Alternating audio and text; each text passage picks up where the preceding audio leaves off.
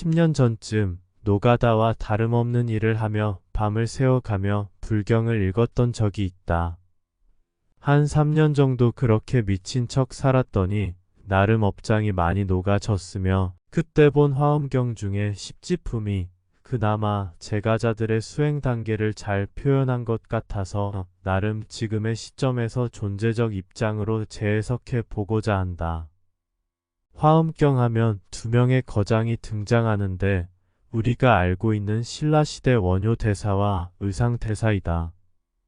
두 명의 큰 기둥이 있었기에 화엄 사상이 우리 민족 불교에 깊이 영향을 줄 수 있었다.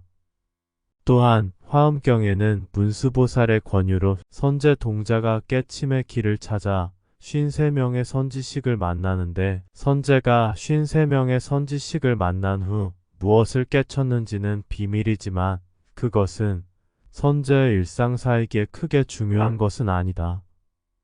다만 한 명 한 명 선지식에서 배운 가르침을 통하여 무엇을 얻었는가 하는 깨침의 과정은 실로 중요하다. 결과는 또 다른 원인으로 작용하기에 선제가 53명의 선지식을 만난 것이 끝이 아니라 또 다른 차원의 선지식에게 새로운 가르침을 받는 시작이다. 각설하고 사람마다 화엄경 10지품에 대한 해석이 다를 것이다. 정답이란 없는 영역이며 내가 알고 있는 화엄경 10지품은 이러하다. 제일지 환희지는 깨달음이 열려 기쁨이 넘쳐 흐르는 경지이다. 추석 6조 해능의 방아마저도 사라진 방아 찢는 기쁨, 달마의 제자 해가의 자해 소동에 따른 달마의 허락에 대한 기쁨. 깨침의 길에 있어서 이러한 초발심 상태의 기쁨 말고는 다른 어떠한 기쁨도 없다. 간절하기에 기쁨이 큰 것이고 수행이 깊어질수록 기쁨은 사라진다. 누군가 초발심을 내어 환희지에 들었다면 그는 이미 수행의 반쯤 경계를 넘어선 것이다. 그만큼 수행의 발을 디딘다는 것 자체가 제가자에게는 어려운 일이다. 이 길을 가려면 간절함이 있어야 하며 근기가 뛰어나야 한다. 불경을 읽으면 한 구절 한 구절 읽는 것이 아까울 정도이며 연불도 신나서 저절로 암송된다.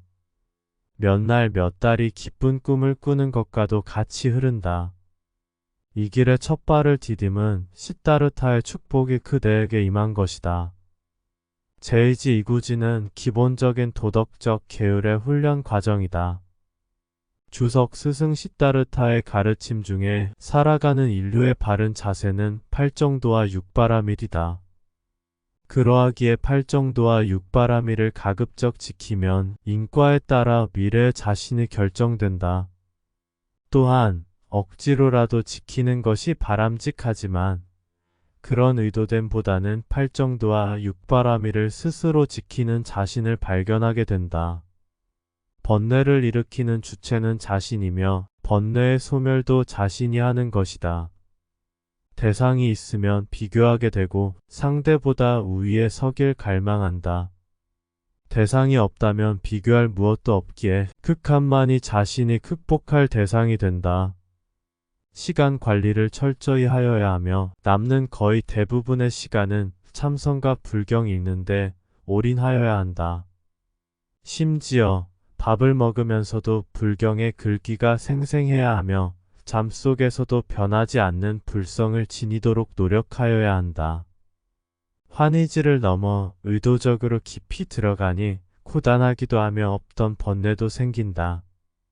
이것은 산의 중턱에 이미 이르렀기 때문이다. 제3지 명지는 무상의 성찰을 통하여 점차 지혜의 빛을 발한다.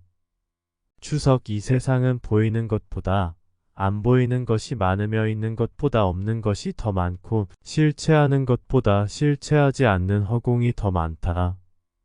온통 텅 비어 아무것도 없다. 있는 것은 티끌이요 이슬이다. 나의 것이 어디 있으며 너는 또 어디 있는가? 대상이 끊어져 의식하는 자신만 있다. 이 길에 들어선 지 수년이 흘렀고 이제서야 공성이라는 깨침이 온 것이다.